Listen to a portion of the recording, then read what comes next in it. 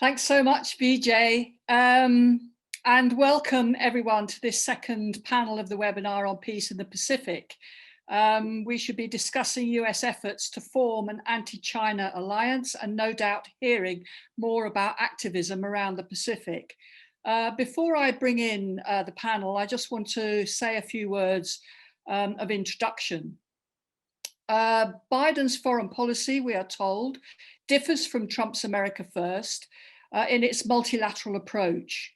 Trump, we should recognize, though, were very successful in one major respect. He brought China in from the margins of US foreign and military policy right to the center of US concerns. And now it remains for Biden to do so on a global scale, convincing all US allies that China is a problem for the entire world, making the China threat the center focus of international attention.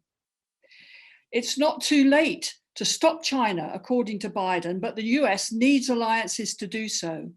And he's therefore working to form a new group of defenders of democracy with the Quad, that's the US, Japan, Australia, and India, together with transatlantic allies to develop, if you like, a global NATO.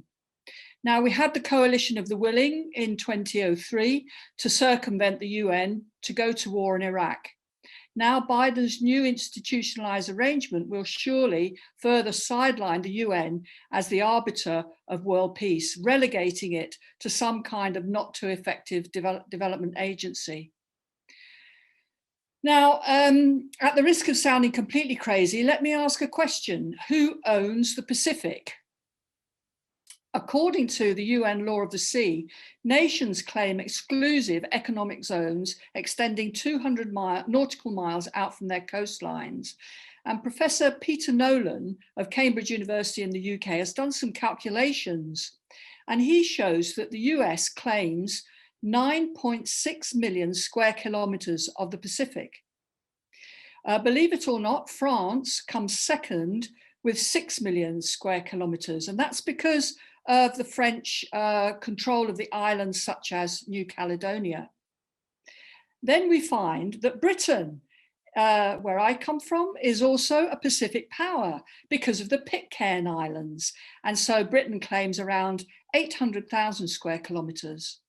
And Peter Nolan compares this with China's claim in the South China Sea, or as the Pentagon likes to call it, the West Pacific, of 2 million square kilometers. So that's the US 9.6, France 6, Britain just under 1, and China 2 million square kilometers. Yet it's China that is constantly criticized for the excessive expansionist and even imperialistic claims. On the South China Sea, the narrative goes, Xi Jinping promised Obama in 2015 that he had no intention of militarizing any islands, only then to renege on this promise. This proves the Chinese are not to be trusted. Now, what is left out here is, having gained Xi's assurance, the US promptly sent its naval forces into the area, and this is what caused Xi to change his mind. Now China is seen as trampling over smaller Southeast Asian states with their overlapping claims. In fact, China has peacefully resolved border disputes with most of its neighbors, including an agreement in 2004 to divide the Gulf of Tonkin, with Vietnam getting the larger portion. Now, China might be construed as a bully insofar as it set up a military base within the Philippines' exclusive economic zone. From claiming this one island, China is now seen to threaten the whole of the Indo-Pacific. Only how does China's action differ, for example, from Britain, which has a military garrison on the island of Gibraltar, a stone's throw from the Spanish coast? And where is the international outcry over that?